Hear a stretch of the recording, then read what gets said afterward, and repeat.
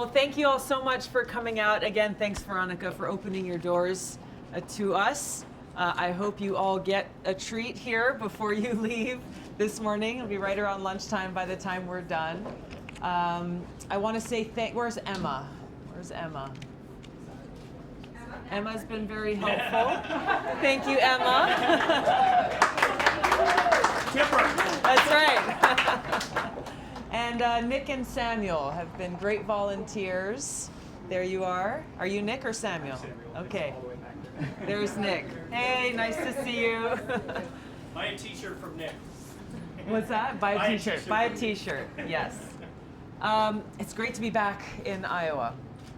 Somehow, over the last few times that we have come here, your snow has made the travel here a little challenging. I thought, okay, in April we'll be fine.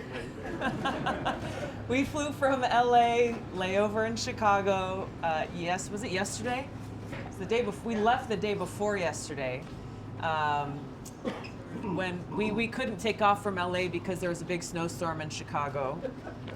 Flight was 5 hours delayed, got to Chicago, couldn't get our bags, stayed there overnight, drove up here yesterday, picked up our bags from the airport, but we made it. We made it, and it is well worth it, and I'm so happy that the sun is out.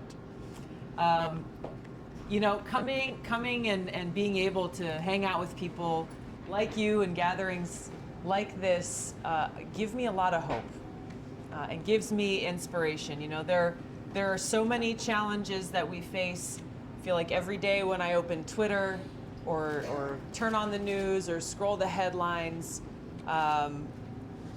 the picture that is painted is very dark because of the challenges that we face, because of the divisions that are being placed between us, because of the corruption of spirit that is happening, that's cast a dark shadow in Washington, that's made it so that so many of these challenges we are confronted with every single day are really coming from, are being driven by self-serving politicians, greedy corporations, and special interests who for too long have ruled over Washington, who for too long have been the ones who have been writing the policies that impact our lives. This is what we are gathered here to change. This is what we must change to bring about the kind of difference, that kind of positive change that will impact every one of our lives. You know, this is a reminder to us about the vision that our founders had for our country, that we will have a government of, by, and for the people.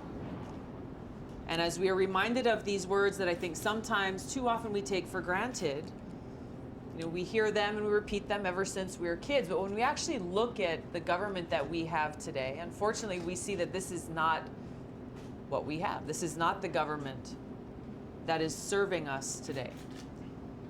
Instead, we see pieces of legislation like one that is currently being pushed in Congress. We just had tax day yesterday that would ban the IRS from offering a free tax filing service for people. Where does this come from? The name. Who knows the name of the bill? Something like, it's called something like Save the Taxpayers Act. Intuit, perpetual money machine. Well, exactly. Yeah, right. That's what it should be. But the problem is the name of the bill is something like Save the Taxpayers Act. But in that bill, it's a bipartisan bill that's being pushed, there is a provision that prohibits the IRS from offering a free tax filing service for taxpayers. And if you look at who is driving this, it's certainly not us. It is those corporate tax filing services who will lose money if the IRS does this. This is just one example. I read a story about it last night. One example of so many about how we are seeing these corporate interests who are driving the policies that are being made, who are paying to play, making it so that they and their lobbyists have a seat at the table, whereas we the people get left behind. But this is where we have a choice, we have an opportunity, and I would say even a responsibility. Because the only way that we change this paradigm, The only way that we retake our power to fulfill that vision that our founders had for us is by doing what we are doing here, by being informed, getting engaged in the process, doing that tough work of organizing, turning out the votes, and making sure that the leaders that we elect are truly of, by, and for the people, and who are solely focused on fulfilling that mission of putting service above self, of putting the interests and the well-being of our people and our planet at the forefront of all these decisions that are being made. And this is how we can make an impact on the various issues and industries and sectors that impact us in our everyday lives. Healthcare continues to be at the forefront. Healthcare being that issue that impacts every one of our lives, whether we're Republicans or Democrats or independents. At some point, we ourselves or someone who we love or care about, a member of our family, is in need of care. And the fact that we in this great country pay far more for health care than any other country with far worse outcomes is unacceptable. The fact that we in this great country are still in a place where those who don't have enough money in their pockets are not able to get the care that they need is unacceptable. How did we get here? We see big insurance companies and big pharma influencing the laws that are being written, the policies that are being made. We see how even as people are unable to get the care they need, their profits are going up because their business model rides on the backs of sick people in this country. This is what needs to change. We can make this change happen by passing legislation like Medicare for All, by setting that baseline that makes sure that every single person in this country is able to get the care that we need. That should be the floor. That should be the expectation that we have in this country. We can make that change happen. We can make it so that no longer will big pharma be able to write the policies that say Medicare is not allowed to negotiate to bring our prescription drug prices down, as we have seen. That has been the law of the land. That's got to change. We've got legislation in Congress to do that. We've got legislation in Congress to allow the reimportation of cheaper drugs from countries like Canada. We look at the obstacles that are placed before us. We can pull back the curtain and see why they exist. It is because our voices are not being heard by leaders in Washington who are more interested in their own selfish interests or the interests of the lobbyists who write their campaign PAC contributions. We look at issues like criminal justice reform and the need to enact real criminal justice reform, to get rid of private prisons, to end this failed war on drugs, to end the federal marijuana prohibition. Yeah. You know, the opioid epidemic that is ravaging our country is gained so much awareness because it is impacting communities everywhere. In my home state of Hawaii, we have a population of about 1.3, 1.4 million people. We have close to 500,000 active opioid prescriptions.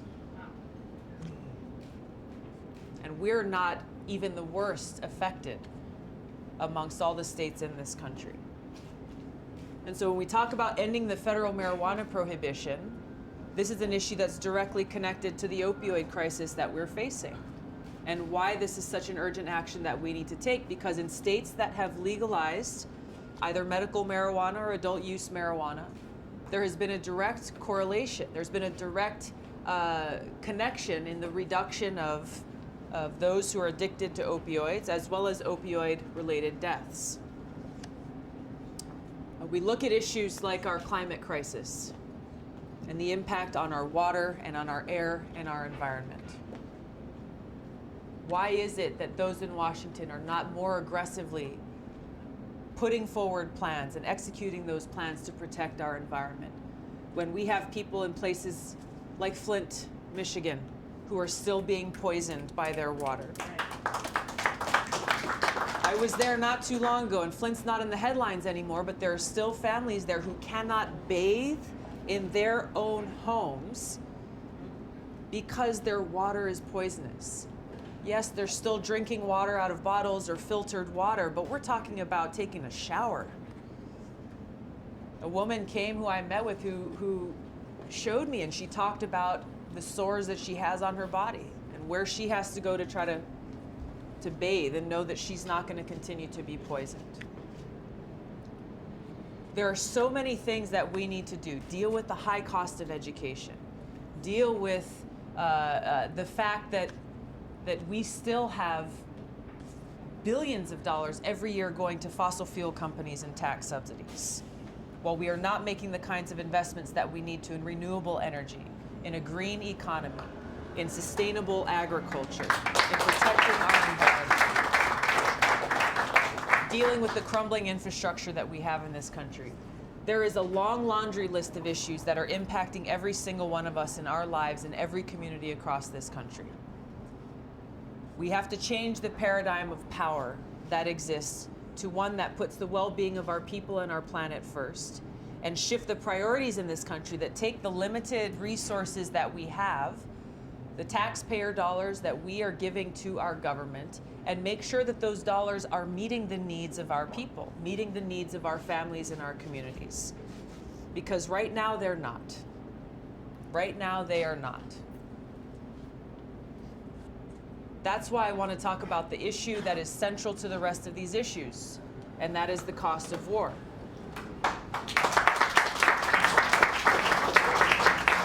Because we have trillions of dollars, trillions of our taxpayer dollars that are going to pay for regime change wars in other countries. Regime change wars that are incredibly costly on my brothers and sisters in uniform, on our troops, on those who pay the ultimate price, who never make that trip home. Friends of mine who I lost in Iraq.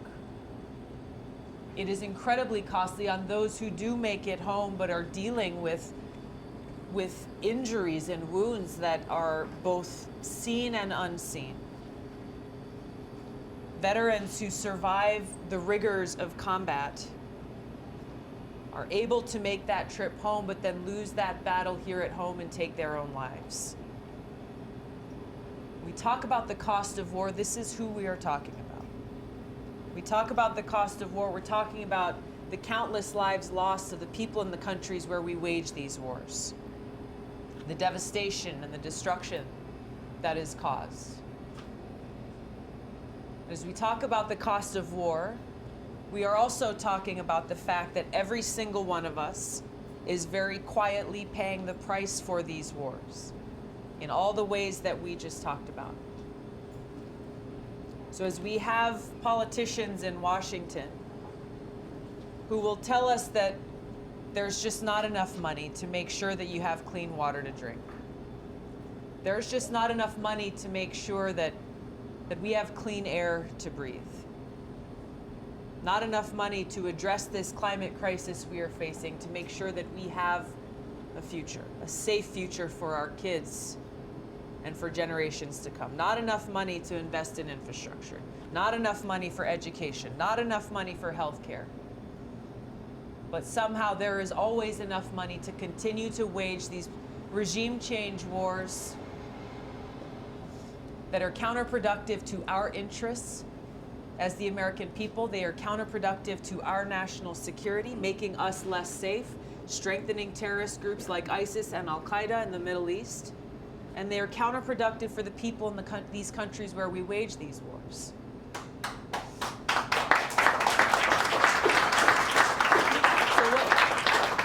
So what we're talking about is not just something that happened in the past. This is not only about what happened in Iraq and in Libya and in Syria. We're talking about something that's continuing right now, that's being perpetuated and furthered by people from both parties in countries like Venezuela and Iran. This is happening before our very eyes. This regime change effort in Venezuela, this regime change effort in Iran, the war drums being beaten, yes, by this administration. But if you look at it and you look at who is advocating for these efforts, it is people from both parties and the foreign policy establishment in Washington. Are they the ones who are going to go and fight these battles? No. Are they the ones who are going to go and feel directly firsthand that cost of war? No. It's us. It is us. Dealing with the issues that impact our everyday lives can only be accomplished when we address this central issue of the cost of war.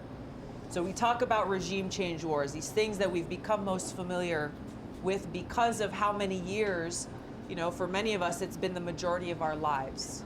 Our country's been waging these wars. But we also have to deal with this existential threat that is facing us with this new Cold War, with escalating tensions between the United States and nuclear-armed countries like Russia and China. This nuclear arms race that's been kicked off with President Trump withdrawing from the INF treaty, a treaty negotiated 30 years ago that drastically reduced the numbers of nuclear weapons and missiles in the world. Now we are at a place today where we face a greater risk of nuclear catastrophe than ever before in history. And an administration and those in Washington who want to spend more money, who want to spend trillions more dollars to build more nuclear weapons, smaller nuclear weapons, increasing that likelihood that we will end up in a war where no one will win. No one wins in a nuclear war. All of us, and our world will be destroyed. Now, this is something that we in Hawaii experienced about a year ago very directly. It was a huge wake-up call when we got this message across our cell phones saying, missile incoming, seek shelter immediately, this is not a drill. It came in early on a Saturday morning, and if you can imagine how you would feel and how you would react if you got that message. Thinking about where can your family go? Where is their shelter? If you're faced with having minutes to live, faced with just minutes before your entire world will be destroyed. This is not something theoretical. That alarm turned out to be false in Hawaii, but we reacted in the way that we did with parents lowering their kids down a manhole thinking that may be the only place they could be safe. Or speeding down a road in the wrong direction at 100 miles an hour to try to get to your loved ones. There are so many people in Hawaii with these stories about what they went through, the terrifying feelings that were running through them at that time. Because this threat is real, and it's not just real for people in Hawaii, it's real for every single one of us. We have to understand this and know this so that we can also understand that it does not have to be this way. It doesn't have to be this way. We have the opportunity now to bring about the kind of change that will bring us back away from this abyss of nuclear disaster, so that we can begin to build that path forward towards a bright future, where we are building relationships with other countries based on cooperation rather than conflict, where we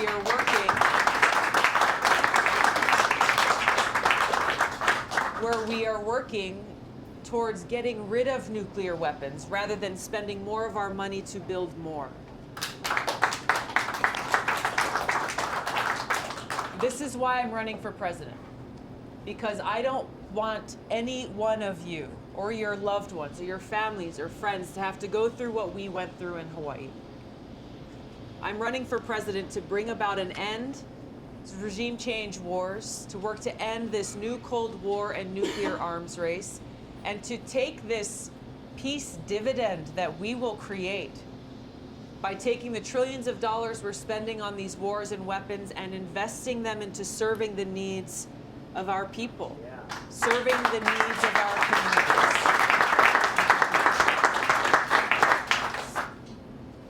So sometimes people ask me why I talk about quote unquote foreign policy so much?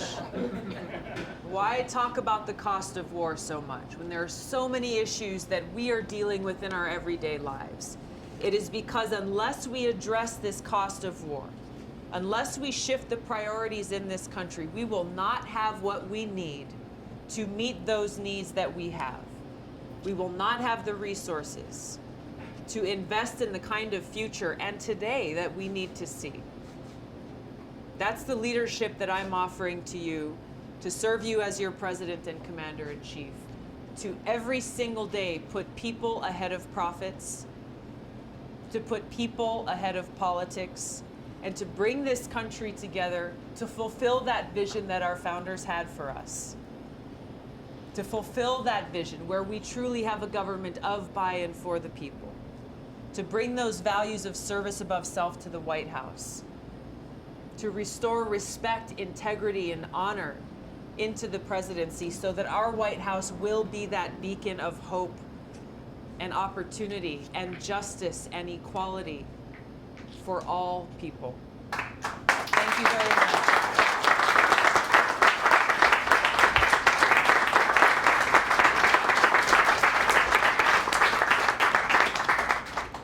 Thank you. I'd love to answer any questions that you have now for a few minutes. Yes, ma'am. Thanks for taking my question. Thank you. I work for an AIDS service organization, and I think a lot of people think that the AIDS epidemic is something that's of the past and that it's over. And the number of people with AIDS in Iowa has actually dropped in the last 10 years, but that's only for white people. Mm-hmm. It's actually for all other non-white populations, it's risen, that there are more people in Iowa with AIDS in 2017 than there were in 2007, and that's sad. So the Trump administration has announced that they think we can end the AIDS epidemic by 2030. But I know, working for an AIDS service organization, that we can do so much better than that, because a lot of the things that they're doing right now are really counterproductive to ending the epidemic, like funneling money from the Ryan White AIDS Care Act into family separation, and things like that that are really harmful. So I want to know, will you work with AIDS service organizations like Housing Works, the one I work for, to end the epidemic by 2025, and will you meet with people from our organization to work on a plan to make sure that can happen? Thank you. Thanks. What was your name? Sarah. Sarah. Thank you, Sarah, for your question and for your work in this important area. The short answer to your question is yes and yes. I would love for the opportunity to meet with your organization and to hear more about the work that you're doing. You know, there's work that we have already been doing in Congress to make sure that we are continuing to put resources towards those with AIDS and to try to bring about an end to this epidemic. But it is exactly the kind of shifting of priorities and of funds that we have seen from this administration that I've been talking about. That's so important. The kind of shifting of funds, taking it away from healthcare, taking it away from affordable housing, taking it away from education, taking it away from research, and instead putting it towards more wars, an inflated military budget, and really for political purposes, sending money and military and troops to the border, not actually addressing any of the problems that we are seeking to solve in this country. So I appreciate your work and look forward to being able to talk with you more. Thank you. Thank you. Yes. You're one of the few candidates who introduces foreign policy into a discussion in meeting with citizens, and one of the few that seems to express an understanding of the influence of foreign policy on domestic efforts. A real trigger point in foreign policy is the United States continuing relationship with Israel and the Israeli occupation of Palestinian territory and having converted Gaza into a concentration camp of sorts. I wonder, in light of our enduring relationship and reported efforts to bring peace to and justice to that area that have continually failed, I wonder how your approach might be different in hopes of bringing justice to Palestinians and peace to the region. Yeah. You know, I think that what needs to happen first and foremost is to speak truthfully and clearly about the situation that's happening there. I think it's unfortunate that the plight of the Palestinian people is not often heard or discussed as we have these foreign policy conversations, or as we talk about the need to pursue a path towards peace. Nor do we often see leaders in Congress or Washington denouncing these illegal settlements as they continue. We don't often hear leaders in Washington denouncing the kinds of rhetoric that we've seen from Netanyahu in just the last few weeks with regards to annexing the West Bank, or the comments made by President Trump about the Golan Heights. This is something that I've already done. I've already been outspoken on these issues, calling them out for what they are and for the devastating and dangerous impacts that they will have on the people in the region, on the Palestinian people, on the Israeli people, on the American people. There are so many different countries who our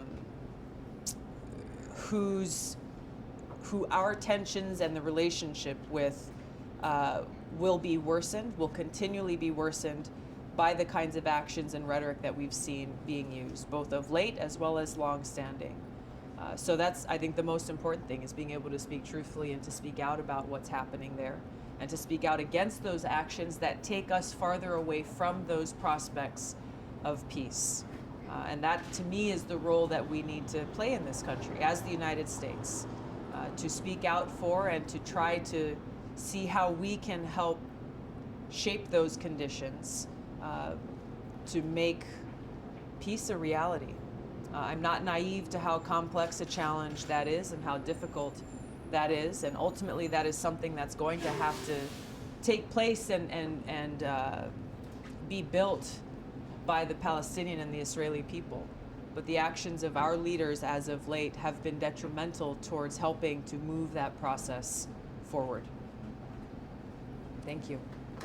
Yes. Sapana, just heard you talk about the criminalization of marijuana, but just want to know, like, what are your views when we talk about racial disparities, especially in places like Milwaukee, with the 53126 being the worst place to raise a young black man? And also, I heard you talk about education, but the views for public education, and when we talk about the school to prison pipeline. Yeah. It is a lot. There's no question when you look at the data and the statistics that not only when we're talking about marijuana, but when we talk about the entire failed war on drugs, how disproportionately it has impacted people of color. How many people's lives have been ruined because of this failed war on drugs. This is at the heart of the kind of criminal justice reform that we need to see. Just a couple of weeks ago when we reintroduced legislation to end the federal marijuana prohibition, a bill that is the only bipartisan bill in Congress to do so. My Republican colleague from Alaska, Don Young, was my partner in doing that. At the press conference that we held, we had different people who were there to speak on this. We had a veteran who was there to talk about how this prohibition is continuing to impact veterans who are dealing with chronic pain from combat-related injuries and post-traumatic stress, and who are told from the VA, sorry, we're not allowed to even refer you to a cannabis dispensary, so the only option you have left available to you is opioids. We had small business owners who were there, we had doctors who were there, all speaking to why this action needs to be taken to end the prohibition.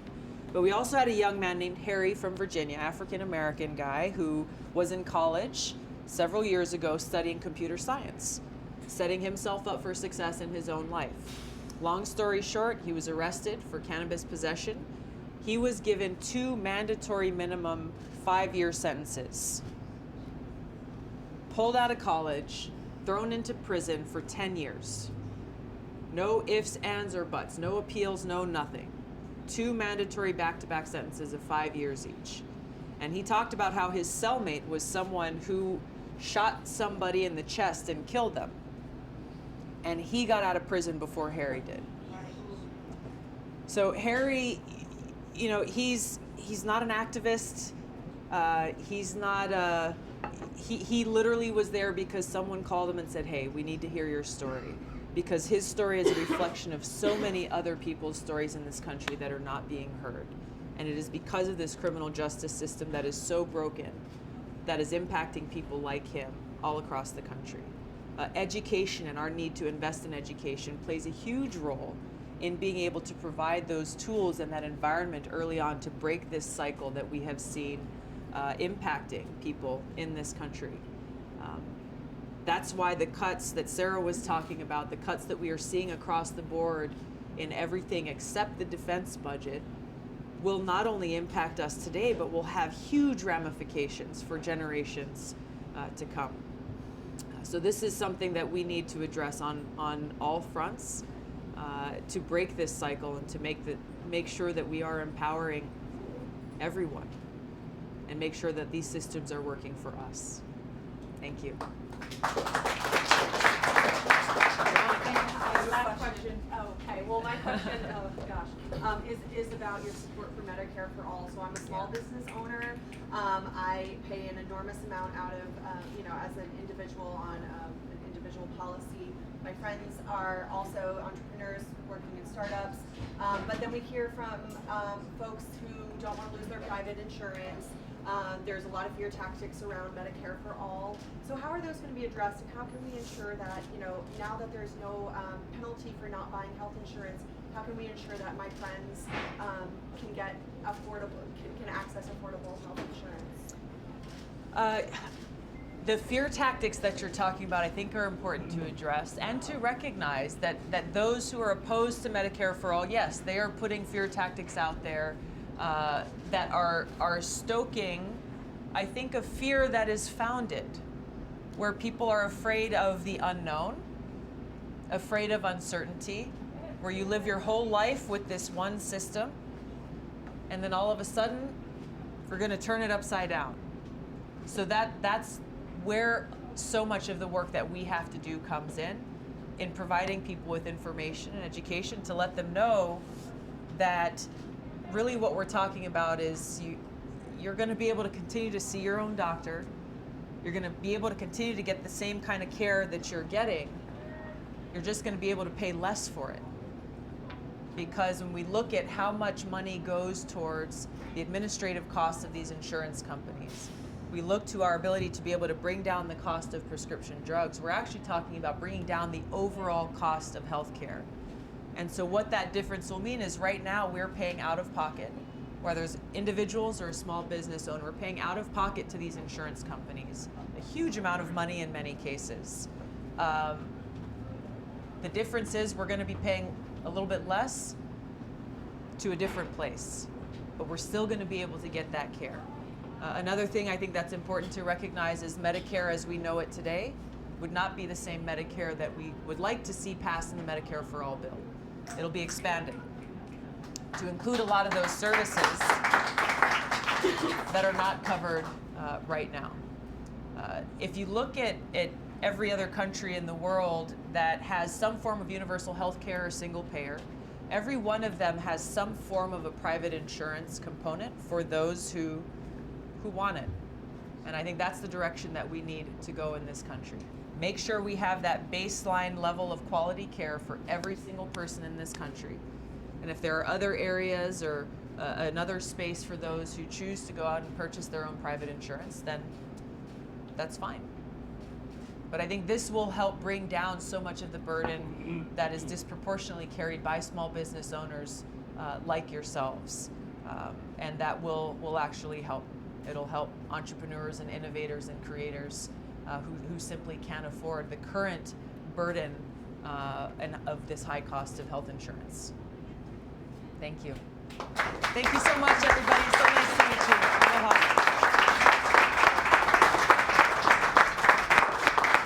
Let me just close on one note. I want to say thanks because there's a lot of you who I've seen at a number of our events here who have been so helpful in getting the word out, making sure that we get on the debate stage. We passed that 65,000 mark thanks to the support of so many of you. So a huge thank you to you. We are assured a place in the debates in June and July, the 2 dates that have been announced. I want to let you know that we can't be complacent. Our campaign must and will continue to grow. We have to continue to build the momentum because we are told after those 2 debates they're going to change the marker to qualify for the next debate. So that's fine. It's more motivation for us to continue to do the great work that all of us are doing. I just want to express how much I appreciate you. If you have friends or if you have other folks who want more information, please go to tulsi2020.com, and we look forward to having more of these kinds of gatherings many more times. Thank you.